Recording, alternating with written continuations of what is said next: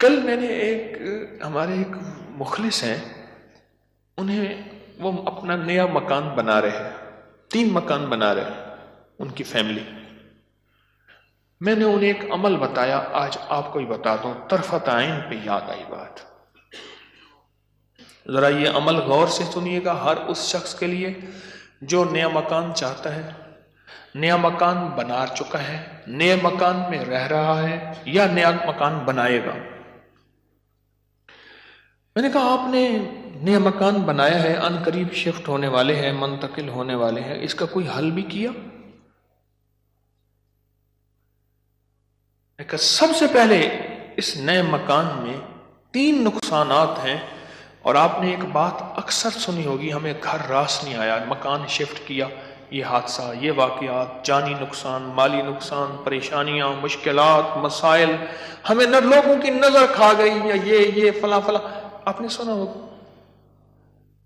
آج میں اس کا راز بتاتا ہوں، یہ ہمیشہ راز یاد رکھیے گا، اور میری یہ بات ضرور پھیلائیے گا، بتائیے گا، لوگوں کا نفع ہو جائے گا، بھلا ہو جائے گا. نیا مکان جب بھی بنتا ہے، اور جتنا خوبصورت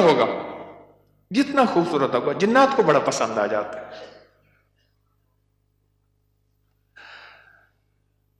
اب میں ایک صاحب نے مجھے ایک بات بتائی، وہ بات میں انہی کی زبان میں سناؤں گا، آپ وہ بات کی چاشنی بھی لے لیں، پھر میں بات مختصر کر کے بتاؤں گا. اما بالا کو قرآن پڑھیں دیا، یہاں تک سمجھ آئے گا؟ بچوں کو قرآن پڑھاتی تھی اما. تو ہم نے نیا مکان بنایا، اما نے میں ڈٹھا، اما کہندی ہے ون حافظ کوئی درخت دی ساوی لکڑ بھانا، چمک بھانا، شاخ توڑ کے لیا تازہ. اما تازہ چاخ لو کے اوپر چڑھ گئی، نیت دی مار پوے، خدا خراب کر رہے، گلو سڑو، میرا گھر تک نظر یہاں، نکلو ہی تم، نکلو. ارے اما ایسی دیواروں کو مار رہی، ایسی. ہم نے کہا یہ پتا تھا اما کے پاس جنات بھی پڑھتے ہیں، آتے بھی ہیں، اما جنات کا دم بھی کرتی ہے، ہدیے کھانے وغیرہ بہت آتے تھے ان کے گھر. میں نے بھی اما کو دیکھا ہوا تھا، وہ میری نانی اما کی بہن بنی ہوئی تھی، ایک دوسرے کو ہدیے دینے لینے کرنے.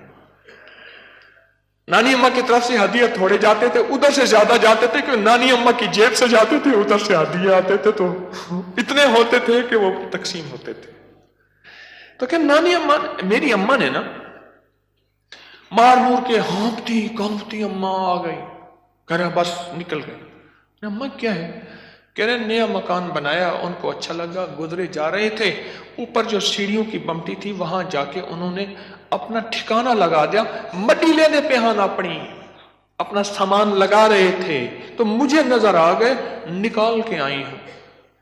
اچھا یہ ایک نہیں کئی واقعات ہیں.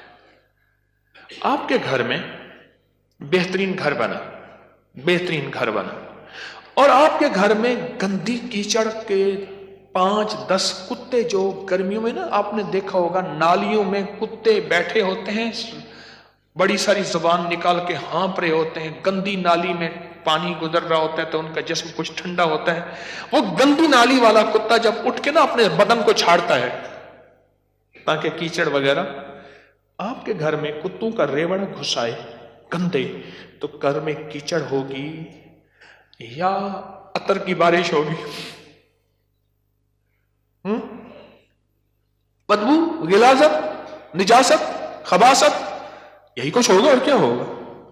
جس گھر میں شیاطین آ جائیں اور شیاطین کا پورا قافلہ آ جائے اور فیملی آ جائے، جو کہ ہر بیت الخلا میں ہوتی ہے، خبث اور خبائث، مذکر اور مؤنث، مائی اور جوان، ہر بیت الخلا میں ہوتے ہیں. جو جتنا بیت الخلا کو ٹائلیں لگا دے، لگژری بنا دے، ہمیں دھوکہ ڈال دیا اس ٹائلوں نے اور شیشے نے اور کموں نے. میرے کملی والے نے فرمایا ہر بیت الخلا میں فیملی رہتی ہے. بھائی میاں بیوی ہوگی تو بچے ہوں گے نا، تو میں فیملی ایسے تو نہیں کہہ رہا. خبث اور تو سب سے پہلے تو جنات، شیاطین. دوسرا جو ہوتا ہے، جو روگ لگتا ہے، دوسرا جو روگ لگتا ہے وہ خصوص مزدوروں اور لیبر کا روگ لگتا ہے. غور سے سنیے گا. کتابوں میں لکھا ہے اپنے دھوئیں سے اپنے پڑوسی کو تکلیف نہ دو. اگر تم نے کوئی مسالہ دار چیزیں، اسپائسی چیزیں، لذیذ چیزیں بنائی ہیں اور تمہارے پڑوسی کو یہ قدرت حاصل نہیں تو اس کو تکلیف نہ دو. پانی شوربے میں زیادہ ڈال دو، کچھ اس کو دے دو. اور کتابوں میں یہاں تک لکھا ہے کہ پھلوں کے چیزوں کے چھلکوں سے پڑوسی کو تکلیف نہ دو. اگر کوئی اچھی اعلیٰ چیزیں کھائی ہیں تو اپنے پڑوسی کے گھر سے دور رکھو. اس بیچارے کو تکلیف ہوگی کہ اللہ میری جیب میں بھی ہوتا میں بھی کھاتا. یہ جو غریب لیبر آتی ہے، لیبر تو غریب ہی ہوگی نا، مستری مزدور، ان کی نظر کھا جاتی ہے، ان کی نظر کھا جاتی.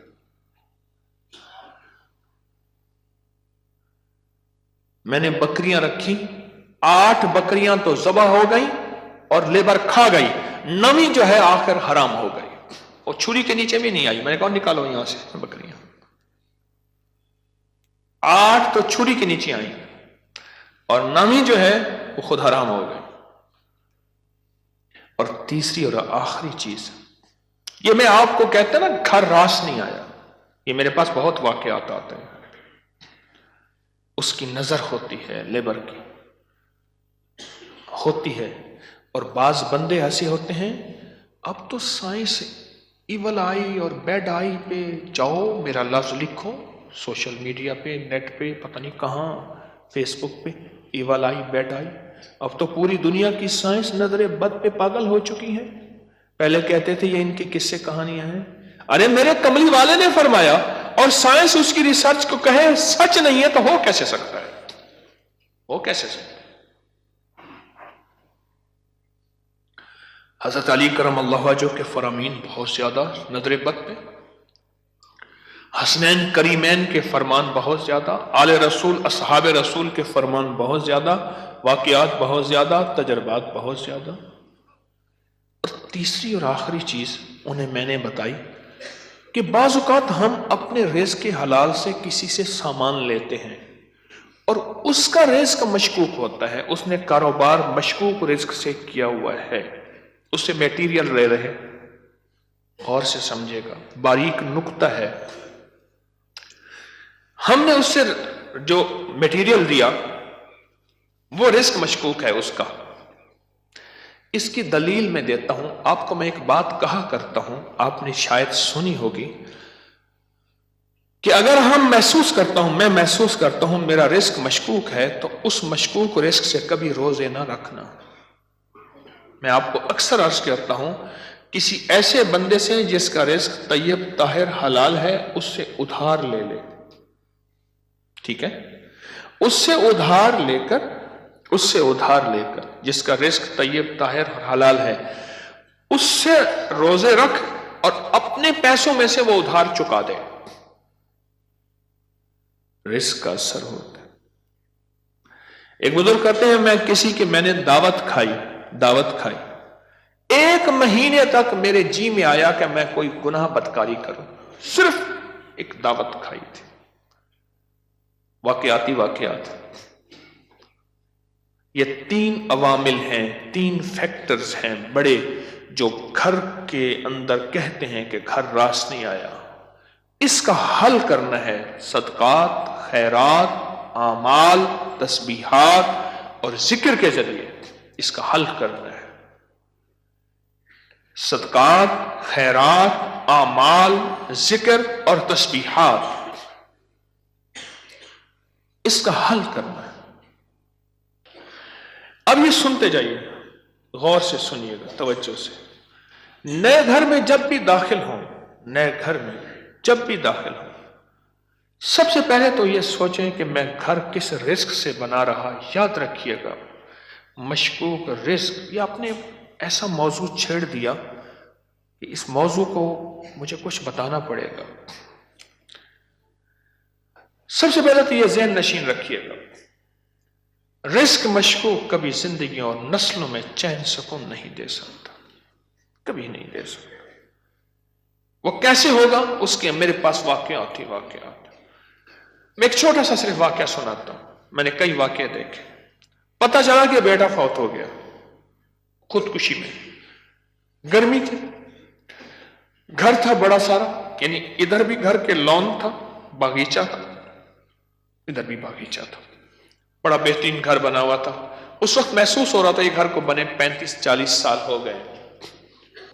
چارپائی جب پڑی تھی تو ہمارے ہوتے ہوئے دھوپ آ گئی، تو چارپائی کو میں نے گھسیٹا اور ایک بیل تھی بڑی خوبصورت، اس کے نیچے لے گئے۔ ایسی وہ بندہ رو رہا تھا، وہ اپنے علاقے کا مجسٹریٹ تھا، میں نے اس کی مجسٹریٹی دیکھی ہے۔ بٹھے والے کو حکم تھا کہ اتنی اینٹیں پہنچانی ہے ورنہ بٹھا کسی شکایت کی وجہ سے سیل ہو جائے گا۔ سیمنٹ والے کے ذمے تھے کہ اتنی سیمنٹ کی بوریاں پہنچانی ہے ورنہ تو 2 نمبر سیمنٹ بیچ رہا، تجھ پہ آبجیکشن لگ جائے گا۔ ریت والے، اینٹ والے، ہر میٹیریل والے کے ذمے تھا کہ تو نے پہنچانا ہے۔ بہترین مکان بنا، بہترین مکان بنا۔ اس گھر میں رہا اور کبھی سکھ کا سانس نہ لے سکا۔ بیوی مر گئی، بیٹا اڑ گیا کہ میں نے ماں کو گھر میں دفن کرنا ہے۔ جو گھر کی پچھلی طرف کا باغیچہ تھا وہاں ماں کی قبر تھی، اور خودکشی مر کے کہنے لگا مجھے ماں کے قدموں میں دفن کرنا ہے۔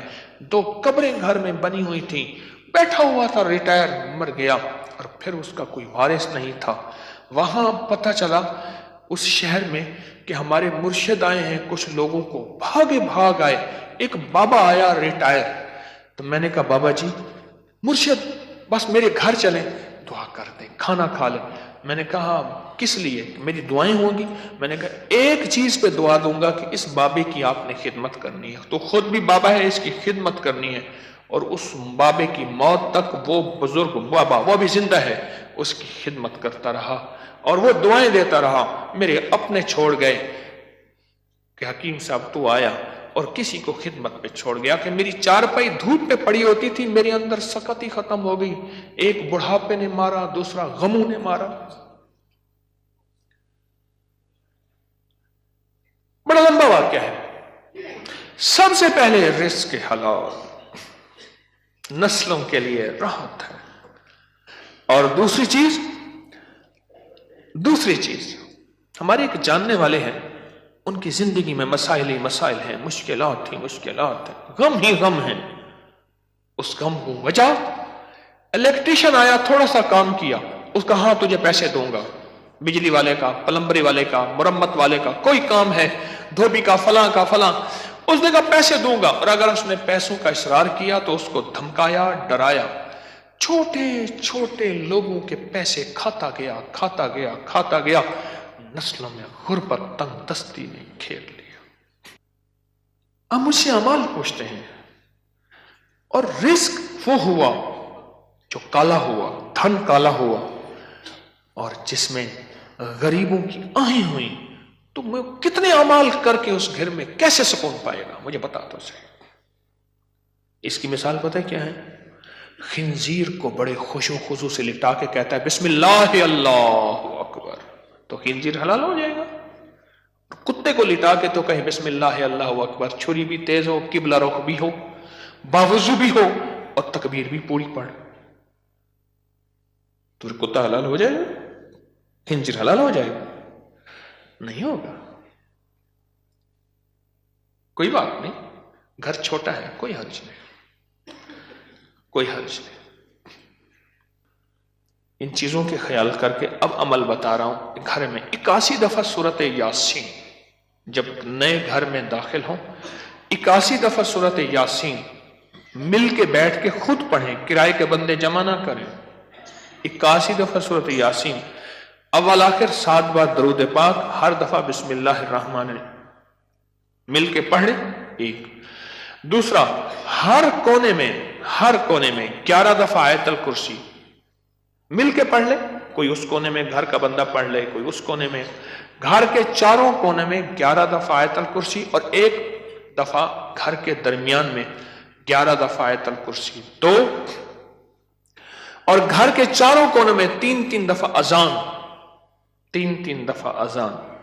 ये जो अजान हम नमाज के लिए कहते हैं, पढ़ते हैं, एक है अजान पढ़ना, एक है अजान देना। अजान देने के लिए उंगलियों में उंगलियां ठोसनी पड़ती हैं, किबला रुख भी है, मस्जिद है, मिंबर है या चबूतरा है, नहीं, अजान पढ़ना वजीफे की शक्ल में है। तो 3 दफा अजान चारों कोनों में, कितना हो गया ये है? 3 अमल हो गए, मैंने 5 अमल बताने हैं। और चौथा ये है कि वहां जाके 1 दिन, 3 दिन, 7 दिन या 11 दिन, 1 दिन, 3 दिन, 7 दिन या 11 दिन इतना पकाएं कि लोगों को खिलाएं, और खास तौर पे उन लोगों को जिनको इतना अच्छा कोई नहीं खिलाता। कितने अमल हो गए? 4। और आखिरी अमल यह है कि घर को मेहमान की नीयत से बनाना है। शेखुल हदीस रहमतुल्लाह अलैह ने पूछा, माशाअल्लाह बड़ा अच्छा घर बना है, किस नियत से? हजरत बच्चे बड़े हो गए, घर की जरूरियात भी हैं सारा। फरमाया तू तो बड़ा छोटा व्यापारी निकला, तो दिल्ली का पंजाबी सौदागरान का ताजर था, उसने घर बनाया, हजरत को बुलाया तो मैं छोटा घर बनाया। अरे तू ये नियत कर ले कि ये मैं घर मेहमानों की नियत से बना रहा, और मेहमान आएंगे उनको खिलाऊंगा, पिलाऊंगा, उनको बिठाऊंगा, बस। और फिर फरमाया देखो, जैसे कोई बंदा रोशनदान रखे, और क्यों रखा? रोशनी के लिए, हवा के लिए। अरे नहीं, इस नियत से रख के अजान की आवाज आएगी। जब तक रोशनदान रहेगा तेरे लिए सवाब नेकियां लिखी रहेंगी। फिर अगली बात जो फरमाई हो बड़ी बारीक बात है, हसास बात है, वो सुन लेना। फरमाया बदतरीन पैसा वो है जो मेटीरियल और बिल्डिंग में खर्च हो। जब तू मेहमान की नियत कर लेगा, वो तेरा पैसा बेहतरीन बन जाएगा। समझ गया नुक्ता बारीक? अब वो तेरा पैसा बेहतरीन बन जाएगा। और तूने अगर मेहमान की नियत ना की और मेहमान की खिदमत का जज्बा ना लिया, वो तो बदतरीन पैसा है, अल्लाह के यहां नापसंदीदा है। जो मेरे रब के यहां नापसंदीदा है, उसमें सुकून आ सकता है, चैन आ सकता है, राहत मिल सकती है, खैर मिल सकती है, बरकत मिल सकती है। कैसे मिल सकती है? उसमें तो बरकत मिल ही नहीं सकती। मेहमान की नियत कर, मेहमान की नियत कर। ये 5 चीजें हैं नए मकान बनाने के लिए, नफामंद है। और 2 एहतियातें, एक आह और एक रिज़्क़ हराम। 5 अमल, 2 एहतियातें, ये नया मकान बनाने के लिए मैंने आपकी खिदमत में अर्ज की। इस वीडियो को लाइक और शेयर करें, चैनल को जरूर सब्सक्राइब करें और बेल आइकन पर भी क्लिक करना ना भूलें, ताकि चैनल पर आने वाली हर वीडियो आपको फौरन मिल सके।